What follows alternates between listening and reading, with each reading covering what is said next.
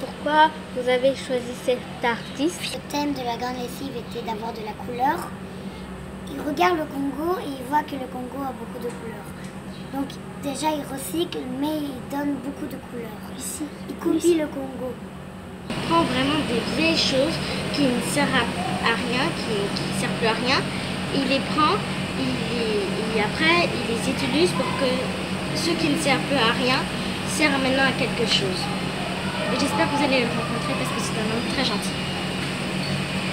Je travaille sur la récupération. Je ramasse des choses recyclées que vous avez rejetées dans la rue, que vous avez jetées dans la rue, et moi je les recycle pour y arriver à faire des tableaux. Nous avons le devoir de sauvegarder, de garder cette nature-là propre.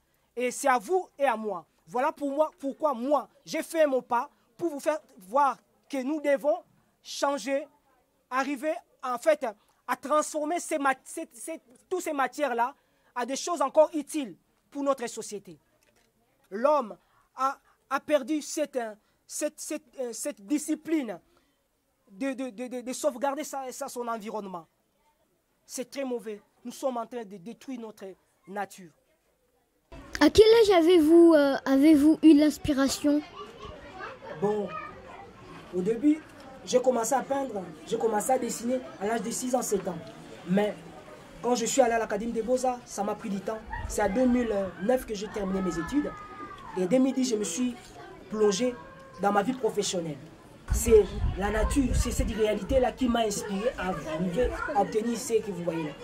Où vous prenez vos déchets pour faire vos œuvres? C'est dans mon quartier que j'arrive à recycler tous ces déchets. Je récupère des tôles qui n'ont plus de travail à faire. Et dans tout cela, j'arrive maintenant à réaliser mes œuvres. Donc c'est dans mon terroir, c'est dans mon quartier que j'arrive à recycler toutes ces choses-là pour réaliser mes œuvres. Dans cette société que nous vivons, les gens jettent des choses par-ci, par-là. Le samedi, on appelait ça samedi, week-end, salongo. Que chacun de nous, dans ce parcelle, sont sortis dehors pour y arriver à nettoyer l'environnement, le quartier. Mais ces choses-là, ça ne se fait plus. Nous avons perdu tous ces bonnes habitudes. Alors comment faire pour que les gens puissent comprendre? Et moi, je me suis vu, l'artiste que je suis mieux placé pour transmettre ces messages-là parce que je les regarde tous. Alors donc ça veut dire que vous essayez de rendre Kinshasa moins polluant? Au temps de nos parents, on disait Kin Label. Mais en réalité, ce que nous sommes en train de vivre, c'est plus Kin Label. Kinshasa a perdu son éclat, a perdu sa beauté. Et moi, j'ai eu cette résolution de commencer à rétablir, à réhabiliter ma société. À créer un Kinshasa nouveau, un Kinshasa Label, comme était auparavant des années 60. Et les artistes sont mieux placés pour transmettre très bien le message par rapport à ce qui se passe dans la nature. Parce que nous avons le regard de tous. Vous savez, l'homme est au centre de mon travail. C'est l'homme qui donne la vie au monde. Parce que si vous ne construisez pas l'homme, vous donnez à l'homme l'environnement beau, il va tout détruire.